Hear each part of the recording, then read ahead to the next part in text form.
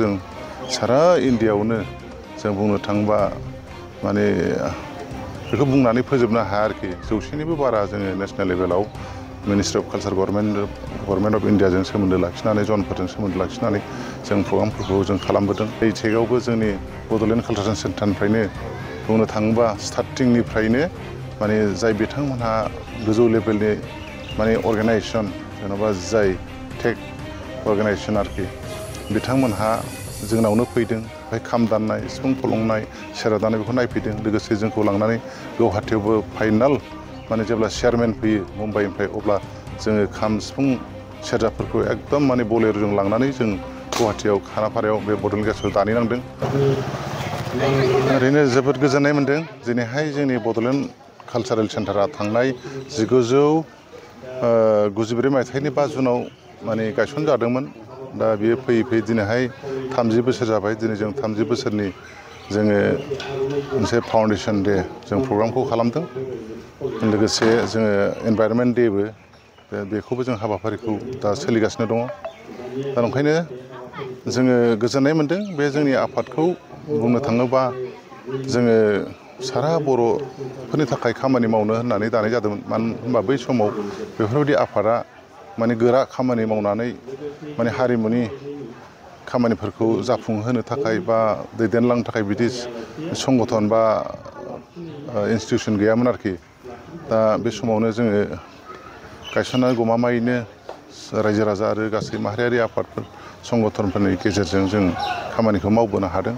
बिसोरो मरेलिबाबो मालाबा फिजिकेलिबाबो मालाबा एफा एनै थाखा फैसाजोंबाबो माने मदद होबोदों आरोखि। ओंखायनो बिथांमोननिसिम साबायखर होयो। दिनैहाय बै समाव जेनोखि माने जोंनि अस्ताद कामिनि कुमार नार्जारि बिथाङा जेनोखि बागुरुम्बा मोसानाय, बारदै सिख्ला मोसानाय बेफोरखौ गायसनलांदों। लोगोसे माने नेसनेल लेभेलाव रिपाब्लिक डेफ्राव मोसाहैनानै 1957 मायथाइयाव जेरैहाय बान्था मोनबोदों आरो रिकगनाइज खालामना गालांदों बर'नि हारिमुखौ। दा बिथांनि उननिफ्रायनो बुंनो थाङोबा जोंनि बड'लेण्ड कालचारेल सेन्टारा जोङो मैखोमै खामानि मावबोदों। आरो गमामायैनो बर'नि दोरोङारि दामनाय देनाय, खननाय मोसानाय इभेन्ट माने इन्सट्रुमेन्टफोरखौ बानायनाय लोगोसे बेखौ फोसावनायाव जों गाहायाव थाबोआखै। जोङो माखासे जिनिसफोरखौ थाखा गैयैयाव जों मावबोनो हायाखै। खिन्थु दोरोङारि बे मोसानाय दामनाय देनायखौ जों सारा इन्डियायावनो जों बुंनो थाङोबा माने बेखौ बुंनानै फोजोबनो हाया आरोखि। 100निबो बारा जोङो नेसनेल लेभेलाव ministry of culture government of इन्डियाजों सोमोन्दो लाखिनानै जनफोरजों सोमोन्दो लाखिनानै जों प्रग्रामफोरखौ जों खालामबोदों। लोगोसे संगित नाटक एकाडेमि, NSD आरो ललित कला, साहित्य कला, टुरिजिम बेफोरावबो जों गोबां खालामबोदों। लोगोसे स्टेटफोराबो लेंहरो आरोखि। बिदिनो जोंनि बर'नि मोसानायफोरखौ जों दिन्थिबोदों।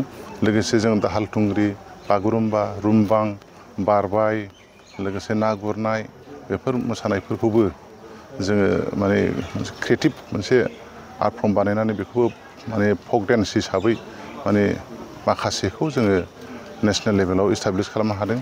दा बेफोर जाहैबाय दाहाल थुंग्रि मोसानाय। लोगोसे ना गुरनाय मोसानायाबो आजिखालि लेंहरजासै।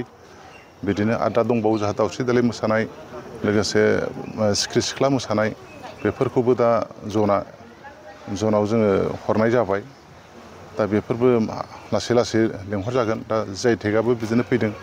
JITECआवबो जोंनि बड'लेण्ड कालचारेल सेन्टारनिफ्रायनो बुंनो थाङोबा स्टार्टिंनिफ्रायनो माने जाय बिथांमोनहा गोजौ लेभेलनि माने अर्गानाइजेसन जेन'बा जाय टेक अर्गानाइजेसन आरोखि बिथांमोनहा जोंनावनो फैदों। ओमफ्राय खाम दामनाय, सिफुं फलंनाय, सेरजा दामनाय बेखौ नायफैदों। लोगोसे जोंखौ लांनानै गुवाहाटीयावबो फाइनाल माने जेब्ला चेयारमेन फैयो मुम्बाइनिफ्राय अब्ला जोङो खाम, सिफुं, सेरजाफोरखौ एकदम माने बलेर'जों लांनानै जों गुवाहाटीयाव खानापारायाव बे बड'लेण्ड गेस्टआव दानहैनांदों। आरो इन्टारभिउबो लादों। जथाखौबो जों खालामनो हादों। जथाखौ बुंनो थाङोबा आंनो बानायो होननानै आङो बेवहाय खिन्थानानै होदों आरोखि। बे हिसाबै बेबो जाबोबाय आरोखि। आं सानदों माने जोंना जथाया खेराइयाव दामो। माने खेराइ फोरबोआनो जोंना जथा नङाबा जाया। बेवहाय जुदि बे जथाया थालांबायोबा उनावहाय जों खेराइयाव जों जथाखौ दामहैनो मोनगोन ना मोना बे साननानै बेफोरखौ गासिबो जोंनि बड'लेण्ड कालचारेल सेन्टारानो माने रिक्स लानानै बेखौ खालामनाय जादों। दा बेफोर बाथ्राफोरखौ आं बुंनाय नङा। बेफोर सैथो बाथ्रा। दा बेवहाय बुंनो थाङोबा बे JITECआव बे इन्सट्रुमेन्ट सेक्सनाव आरोखि गासै मोनथामसो सेक्सन दं जोंहा। जेन'बा माने गाननाय जोमनायनि मोनसे फुडनि मोनसे जाहैबाय इन्सट्रुमेन्टनि दा बेवहाय जोंना इन्सट्रुमेन्टआव माने जोंनि बे बड'लेण्ड कालचार सेन्टारनिफ्रायनो जोङो 7 जन बाहाय माने बानायग्रा लांदों बुंनो थाङोबा उरायदाव सुदेम बसुमतारी हायेन बसुमतारी जिबिसर बसुमतारी महेश ओमफ्राय आं रिंखां दा बिदिनो आरोखि लोगोसे दा बे जिआइटेकआव मोनसे आर्टिसान माने एस'सिएसन दं आरोखि बाहाय बुंनो थाङोबा जोंहा चेयारमेन हिसाबै जों जगेश्वर दाखौ जों होदों लोगोसे माने बिथाङा हारिमुआव बुंनो थाङोबा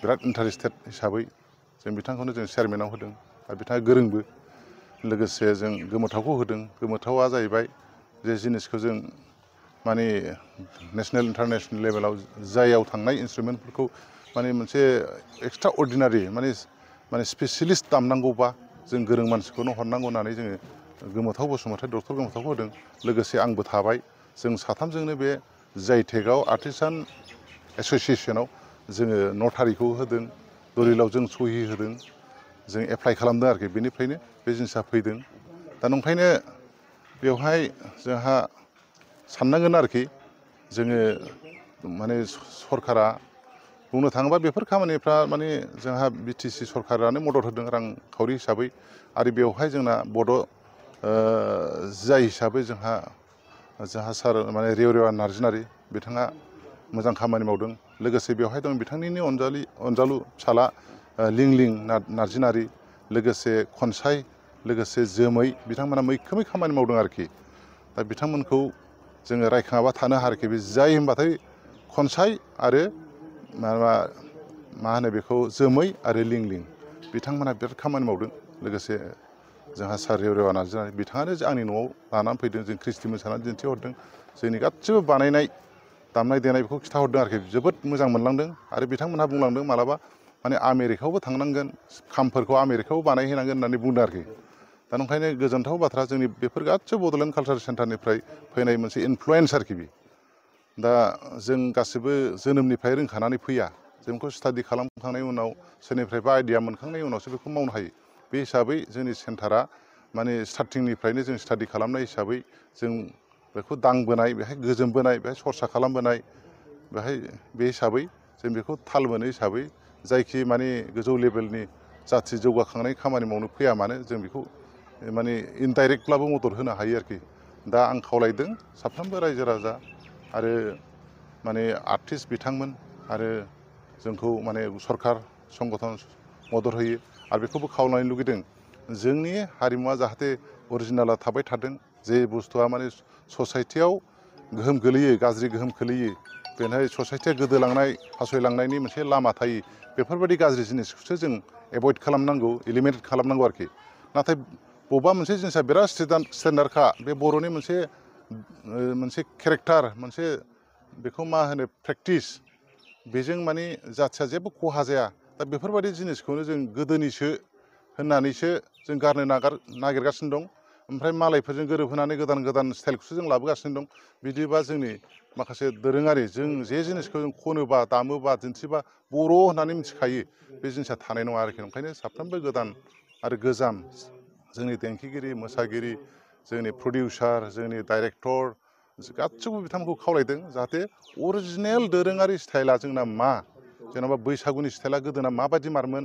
दमासिनि स्टाइला माबायदि मारमोन गोदोनि हाबाया मा रोखोम मारमोन गोदोनि जिनिसखौ माने एसेटिस दोननानै माने गोदानखौ लायोबाबो गोजामखौबो बावा बेखौ आं खावलायदों आरोखि नङाबा माने गोदान जेनेरेसना गोजाम जिनिसखौ खिथानो हानाय नङा आरोखि दा बे हिसाबै आं खावलायदों अननानै जाहाथे बयबो दोरोङारिखौ जाय जिनिसा मोजांखा जाथिनिबो जेबो खहा जाखाया दोरोङारिबाबो फकबाबो बेफोरखौ लाखिबाय थानांगौ आरो जों मडार्न हगारखादों मडार्नजों बेसेबां थाखा खामायो बेसेबां मा खालायो बिजनेस गेले खिन्थु दोरोङारिजों बारा माने प्रफेसनेल थांनाया बारा थिग नङा माने प्रफेसनेल थाङोबा बेवहाय माने मडार्न हाबदेरो आरोखि ओरैबादिबासो जागोन होननानै नोंथांमोननि नैबे बड'लेण्ड कालचार सेन्टारा दासिम 30 बोसोराव आगान होबाय जिहेतु नोंथांमोनहा मोनसे थाग्रा मावखुलि दं नाथाय नोंथांमोननि इन्फ्रास्ट्राकचारा दासिमबो मोनसेखौबो जाफुंनाय नुवाखै बे बिथिङाव सरकाराव थानाय खुंथाय गोहोखौ मा फोरमायहरनो सानो बेफोरो माने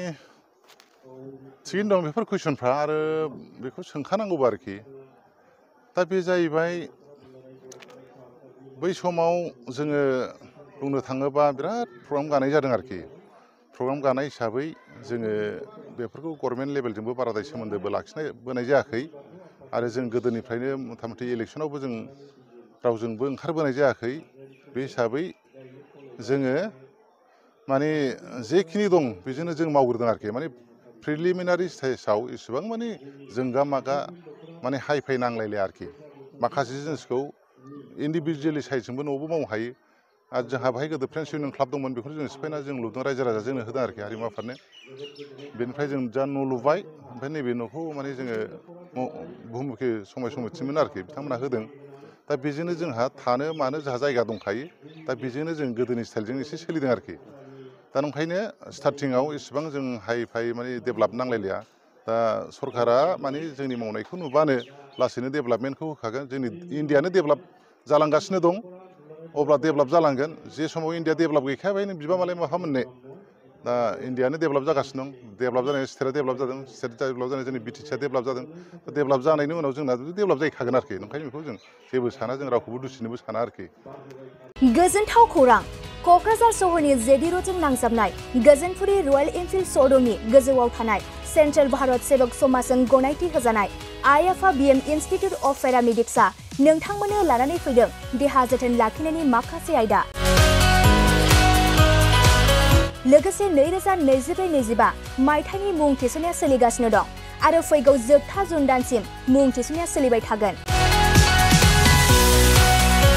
12 एबा एचएसनि उथ्रिसारनाय बिजाथि एबा फरायसाफोरा बे पेरामेडिक्सआव गावारि सोलोंथायखौ लानो हागोन क'क्राझार सहरनि गोजोनपुरि एबा गांजेमा बाजारजों नांजाबनाय आइएफआ बिएम इनस्टिट्युट अफ पेरामेडिक्सआ नोंथांमोननि थाखाय गोदान मुं थिसननाय आयदाफोरा जाबाय medical laboratory technology first aid patient care and assistant nursing OT technician ICU technician radiology technician before कर्सखौ 2 बोसोरनि गेजेरावनो आबुं खालामनानै बीएसएस जों गनायथि होजानाय डिप्ल'माखौ लानो हागोन